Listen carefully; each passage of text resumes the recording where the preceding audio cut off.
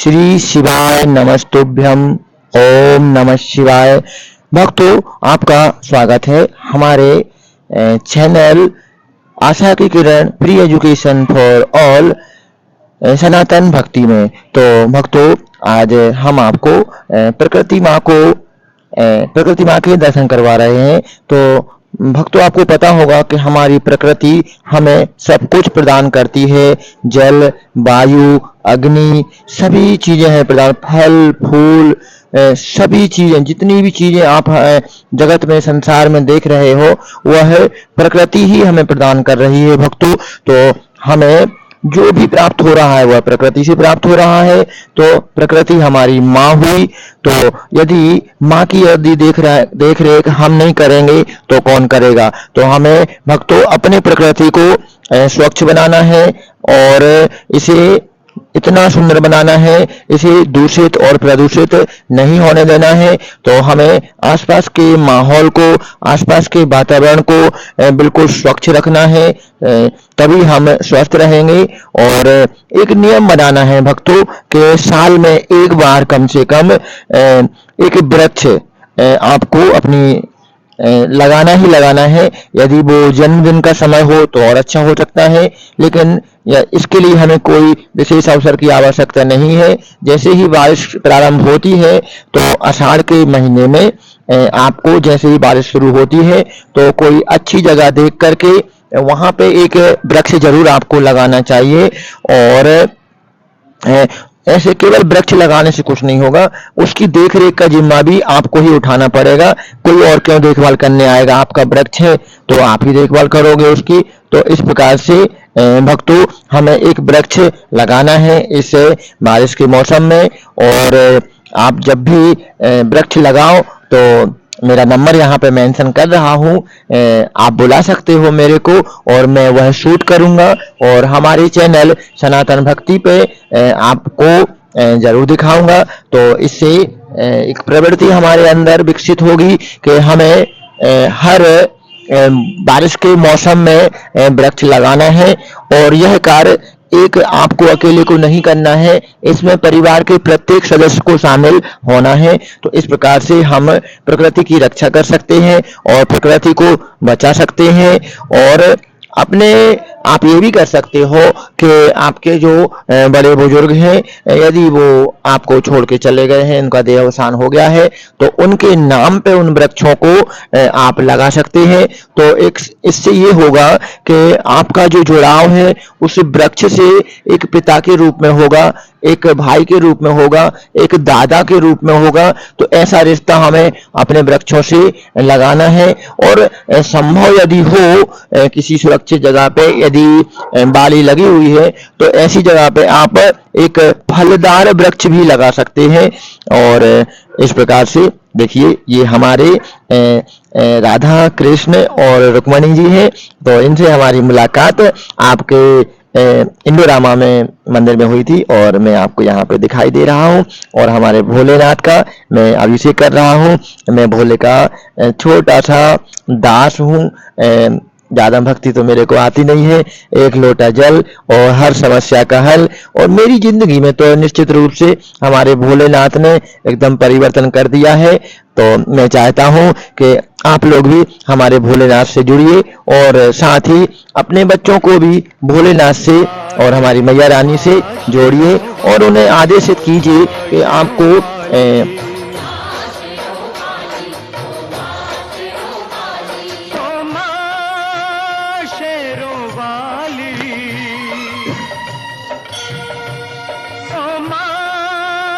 शक्तिशाली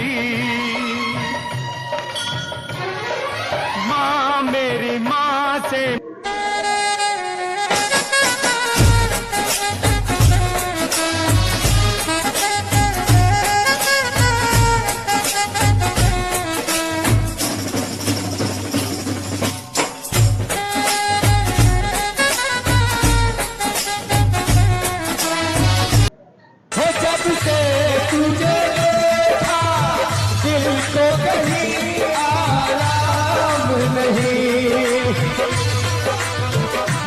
एक तेरे सिवा मेरे होठों पे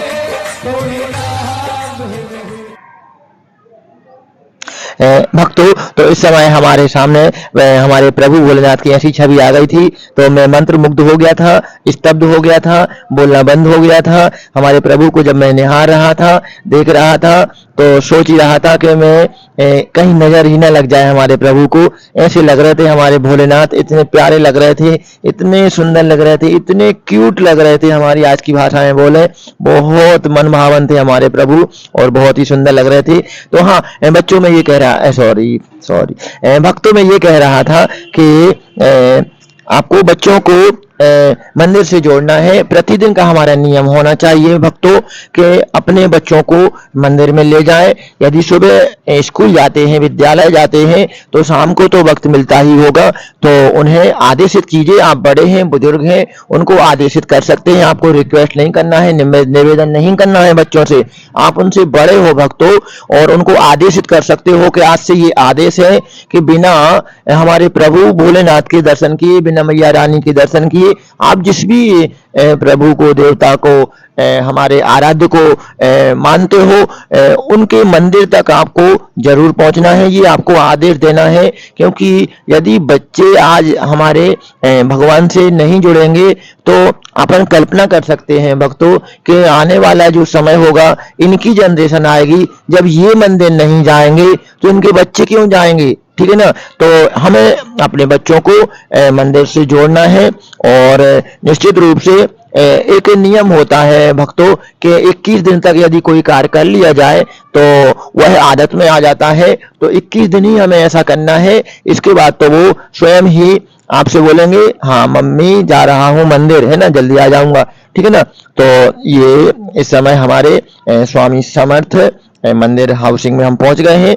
तो यहाँ पे हमारे जो महाराष्ट्र के भाई लोग हैं, उनका बहुत ही दिव्य मंदिर बना हुआ है। तो कभी यदि आप लोगों को हाउसिंग जाने का अवसर मिले तो हमारे स्वामी समर्थ प्रभु के दर्शन भी कीजिए। तो इस प्रकार से, और यहाँ पे मैं गया हूँ, कई बार जा चुका हूँ, और यज्ञ आदि का बहुत अच्छा आयोजन होता है यहाँ पे। और गुरुवार के दिन हमारे जो स्वामी समर्थ जी है वहाँ पे मंदिर है, वहाँ पे एक बहुत ही दिव्य एक यज्ञ का आयोजन होता है और करीब 500 से 700 व्यक्ति वहां पे एक साथ को पूरे कतारबद्ध होकर बैठते हैं और स्वामी समर्थ का मंत्रोच्चार करते हुए और यहाँ पे यज्ञ का आयोजन करते हैं। और ये हमारे स्वामी समर्थ जी की चरण पादुका यहाँ पे रखी गई है। तो बहुत ही दिव्य मंदिर है और काफी सुकून और शांति का अनुभव होता है, क्योंकि ये हमारे दिव्य पुरुष हैं, आदि पुरुष हैं, गुरु हैं, गुरुजन हैं। तो इनका यदि आशीर्वाद हमको मिलता है तो निश्चित रूप से जीवन में बड़ी शांति आती है, उन्नति होती है और हमें अपने धर्म से जुड़े रहना है। तो इस प्रकार से ये हमारे प्रभु का विग्रह है। तो आगे बढ़ते हैं भक्तों। तो हमारे जो प्रभु भोलेनाथ है, उनका एक आपको पंचाक्षर स्तोत्र सुना रहा हूँ। आप लोगों को आशा करता हूँ कि बहुत अच्छा लगेगा। नागेंद्र हाराय त्रिलोचनाय भस्मांग रागाय महेश्वराय नित्याय शुद्धाय दिगंबराय तस्मै नकाराय नमः शिवाय मंदाकिनी सलिल चंदन चर्चिताय नंदीश्वर प्रमथनाथ महेश्वराय मंदार पुष्प बहु पुष्प सुपूजिताय तस्मै मकाराय नमः शिवाय शिवाय गौरी वदनाब्ज वृंदा चूर्याय दक्षाध्वरनासिकाय श्रीनीलकंठाय वृषभध्वजाय तस्मै शिकाराय नमः शिवाय वशिष्ठ कुंभोद्भवगोतमार्य मुनीन्द्र देवार्चित शिखराय चंद्रार्क वैश्वानर लोचनाय तस्मै वकाराय नमः शिवाय यक्षस्वरूपाय जटाधराय पिनाकहस्ताय सनातनाय दिव्याय देवाय दिगंबराय तस्मै यकाराय नमः शिवाय। पंचाक्षरमिदं पुण्यं या पठेच्छौ सन्निधौ शिवलोकं वाप्नोति शिवेन सह मोदते। भक्तों, श्री शिवाय नमस्तुभ्यम। ओम नमः शिवाय, ओम नमः शिवाय, ओम नमः शिवाय। तो ये हमारा जो स्तोत्र है वो श्री शंकराचार्य विरचित श्री शिव पंचाक्षर स्तोत्रम है। तो इसका नित्य पाठ करने के अनेक लाभ हैं हमारे प्रभु के। इसमें बहुत ही अच्छे से वंदना की गई है कि जिनके कंठ में सांपों का हार है, जिनके 3 नेत्र हैं, भस्म ही जिनका अंग राग अनुलेपन है, दिशाएं ही जिनका वस्त्र है, अर्थात जो नग्न है, उन शुद्ध अविनाशी महेश्वर कार स्वरूप शिव को मैं नमस्कार करता हूँ। गंगा जल और चंदन से जिनकी अर्चा हुई है और मंदार पुष्प और अन्यान्य कुसुमों से जिनका सुंदर पूजा हुआ है, उन नंदी के अधिपति प्रमथ गणों के स्वामी महेश्वर व कार स्वरूप शिव को नमस्कार है। जो कल्याण स्वरूप है, पार्वती जी के मुख कमल को विकसित प्रसन्न करने के लिए जो सूर्य स्वरूप है, जो दक्ष के यज्ञ को नाश करने वाले हैं, जिनकी ध्वजा में बैल का चिन्ह है, उन शोभाशाली नीलकंठ के शिवकार स्वरूप को नमस्कार है। वशिष्ठ, अगस्त और गौतम आदि श्रेष्ठ मुनियों ने तथा इंद्र आदि देवताओं ने जिनके मस्तक की पूजा की है, चंद्रमा, सूर्य और अग्नि जिनके नेत्र हैं, उन वा कार स्वरूप शिव को नमस्कार है। जिन्होंने यक्ष रूप धारण किया है, जो जटाधारी हैं, जिनके हाथ में पिनाक है, जो दिव्य सनातन पुरुष हैं, उन दिगंबर या कार स्वरूप को मैं नमस्कार करता हूँ। जो शिव के समीप इस पवित्र पंचाक्षर पाठ का पाठन करता है, वह शिवलोक को प्राप्त होता है भक्तों, और वहां शिव जी के साथ आनंदित होता है। तो यह पंचाक्षर स्तोत्र अपने बच्चों को सिखाइए और हमारे भोलेनाथ से, हमारे प्रभु से उनको जोड़िए। तो भक्तों, आपको पता होगा कि हमारे जो भोलेनाथ है वो अनाथों के नाथ है और बहुत ही दिव्य स्वरूप है उनका। कितनी बाकी छटा है उनकी, कितनी अद्भुत छटा है उनकी कि आप निहारते रहो, देखते रहो। सिर पे गंगा विराजित है, माथे पे चांद विराजित है, गले में सर्पों का हार पहना हुआ है हमारे प्रभु ने, और कंठ में जो है ना हमारे प्रभु ने विष धारण कर रखा है। इसी कारण से हमारे प्रभु नीलकंठ कहलाए हैं। भक्तों, आपको पता होगा कुछ अन्य धर्म वाले और ज्यादा पढ़े लिखे लोग हमारे प्रभु को जल अर्पित करने से रोकते हैं, हमारे प्रभु को दूध अर्पित करने से रोकते हैं और ये कहते हैं कि जाओ किसी गरीब में बांट दो भाई। यदि हमें गरीब में बांटना है तो हमारे भोलेनाथ हमें और दे देंगे भाई। उनका जो हक है वो तो हम भोलेनाथ को ही देंगे, किसी का हक उठाकर हम किसी को क्यों दे देंगे भक्तों। भाई, हमारे प्रभु को जलाभिषेक करना है, दुग्धाभिषेक करना है तो वो हमारे प्रभु को करेंगे।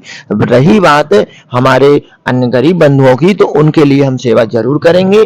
तो जब भोलेनाथ की हम तेजी सेवा कर सकते हैं तो किसी गरीब को भी हम दूध का दान कर सकते हैं। ये हमारे लिए कोई बड़ी बात नहीं है। हमारे प्रभु की इतनी कृपा है हमारे ऊपर कि हम ये भी कर सकते हैं। बाकी कोई यदि हमको रोके तो ये हमारे लिए बिल्कुल भी स्वीकार नहीं है कि हम इस प्रकार की किसी की बात को माने कि हमारे प्रभु को दूध का अभिषेक न करें।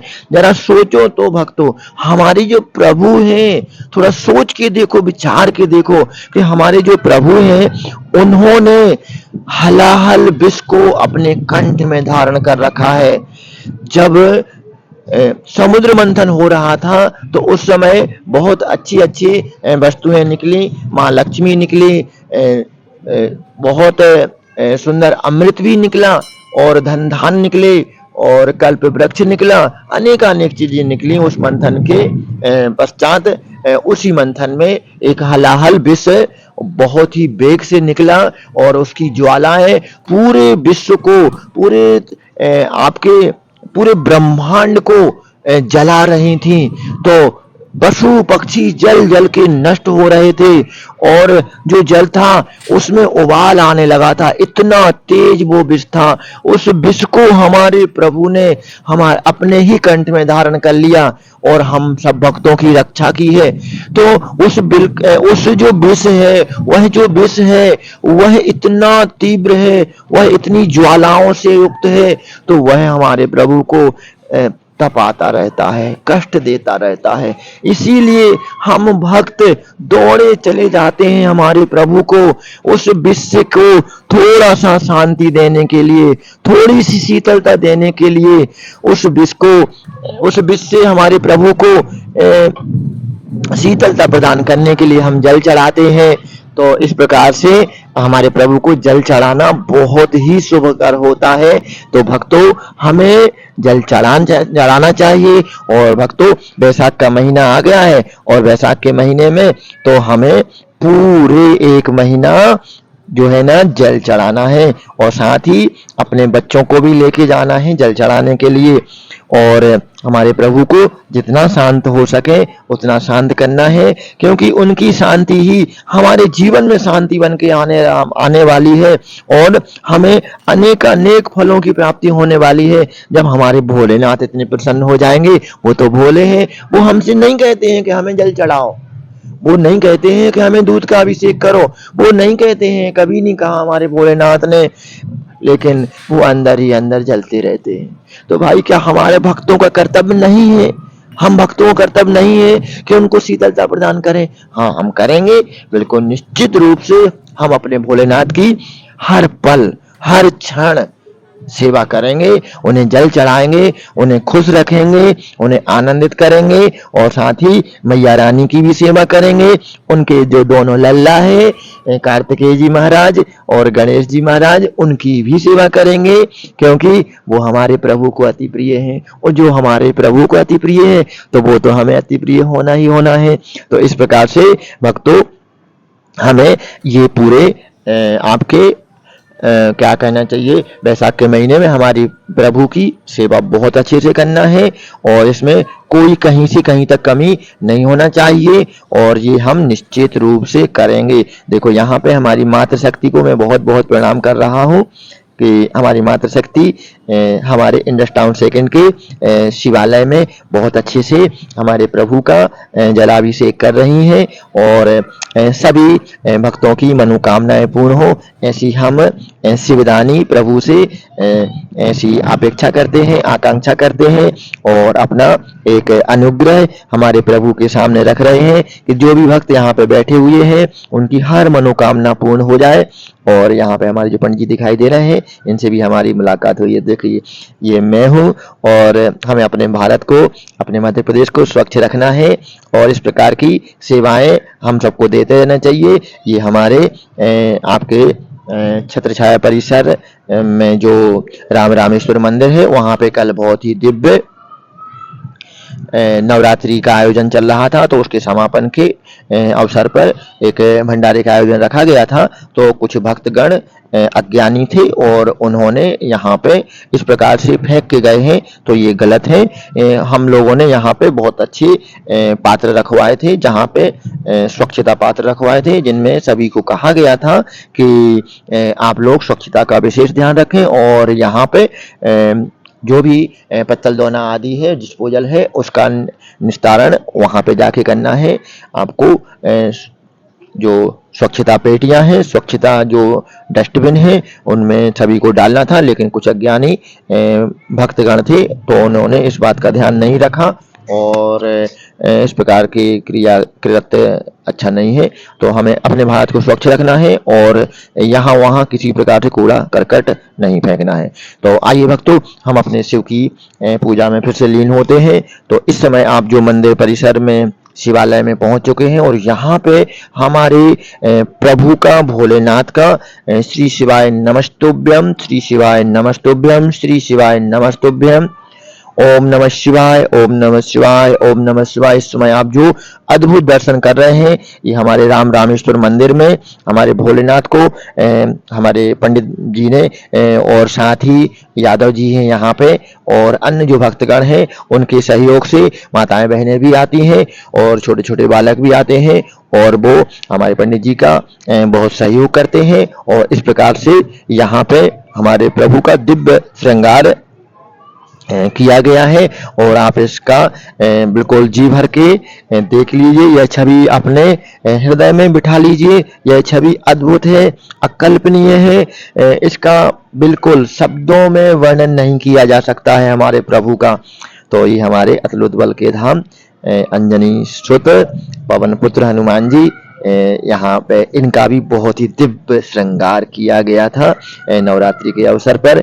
तो ये हैं हमारे यादव जी, और ये पूरा हर दिन ज़्यादा से ज़्यादा समय हमारे मंदिर परिसर को देते हैं, और साथ में पंडित जी भी यहाँ पे बैठे हुए हैं।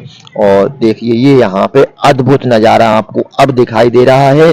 यहाँ पे 1008 दीपक रखे गए हैं और साथ ही 1008 कलश रखे गए हैं। तो ये हमारी मैया रानी को, हमारी जो माता शक्ति है, इन दोनों को प्रणाम। मैंने ही कहा था इनसे ऐसा कीजिए, तो बैठ गई हमारी मैया। और तो यहाँ पे देखिए किस प्रकार से यहाँ पे बाकी 1008 कलश और दीपक सजाए गए हैं, और ये दीपक और कलश की व्यवस्था सभी भक्तों ने मिलकर की है। और हम सब उन भक्तों का साधुवाद कर रहे हैं। ये हमारे भक्तगण हैं जो अब कलश, आज निस्तारण हो रहा है कलश का, तो इन्होंने इस प्रकार से पंडित जी से कलश आदि धारण किया, लिया हुआ है। तो इस प्रकार यदि हमारा वीडियो अच्छा लगता है तो इसे लाइक कीजिए, साथ ही शेयर कीजिए, और सभी भक्तों को एक बार फिर से प्रणाम। और प्लीज़ चैनल को सब्सक्राइब जरूर कर लीजिए। और आपको कुछ भी इसमें अच्छा लगा है, मेरी बात थोड़ी सी भी अच्छी लगी है, तो प्लीज़ ज़रूर कमेंट बॉक्स में जाकर थोड़ा सा लाइक कर दीजिए। और साथ ही कुछ अच्छा लगे हमारे प्रभु के बारे में तो बस प्रभु के बारे में लिख दिया करो, हमें कुछ भी नहीं चाहिए। हम तो प्रभु के छोटे से, जो उनके छोटे से कण है, वह कण है जो उनके पैरों में लगा हुआ है। और इस प्रकार से हमारे प्रभु के हम छोटे से धूल के कण हैं और कुछ भी नहीं कर सकते हैं हम। Thanks for watching my video.